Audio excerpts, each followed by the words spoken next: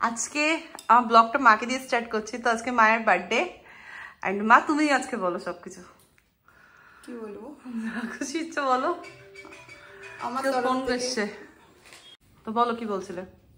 আজ আমার শুভ জন্মদিন, বড়দের প্রণাম জানাচ্ছি, ছোটদের অনেকটা ভালোবাসা জানাচ্ছি। আর আজকে আর সব রান্না আমার মেয়ে করেছে আমার জন্য। তো কি কি বানানো হয়েছে এখানে?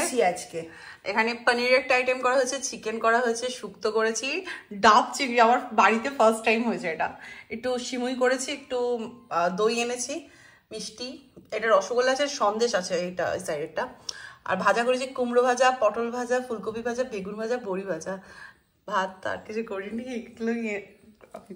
তো তোমার কেমন ফিল হচ্ছে আজকে? দারুণ দারুণ আনন্দ। আর জামাটা হলো জামাটা পেলে বাবা গিফট করেছে, বাবাকে টাকা দিয়েছিলাম, বাবা দিয়েছে, মানে বাবাই গিফট করেছে। আমার গিফট এখনো বাকি আছে। This is your gift, this is your lipstick, red colour, তোমার ফেভারিট লিপস্টিক। আমার মা খুব ভালো, আমি ভীষণ ভালোবাসি লিপস্টিক লাগাতে। তো খুশি তুমি কতটা? অনেক অনেক অনেক।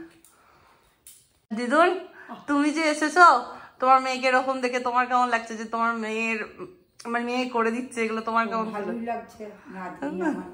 এটা মায়ের করা উচিত, এটা মেয়ে করে দিচ্ছে। তা আমি দিদুনকে বলেছিলাম মেনলি, আর কাউকে বলিনি, কারণ দিদুন দেখে যে একটু খুশি হবে তাই।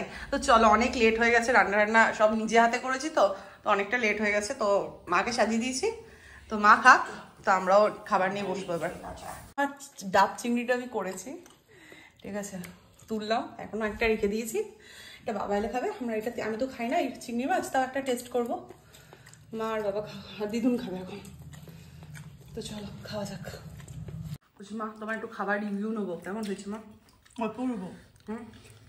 এত রান্না ডাব চিংড়ি খাইনি এখন, আমার ফেভারিট খাবারই খাইনি। তো খাও খাও। কখন খাবো? এত কেউ করে? কিছু তো করিনি, খাবারটা কত কি খায়। চলো আমি একটু বেশি ভাত নিয়েছি আজকে, খাবো বলে তরকারিগুলো দিয়ে। চলো খাওয়া যাক। আমাদের মনে হচ্ছে রাতেও থেকে যাবে, যা অবস্থা, রাতেও খেয়ে নেবো।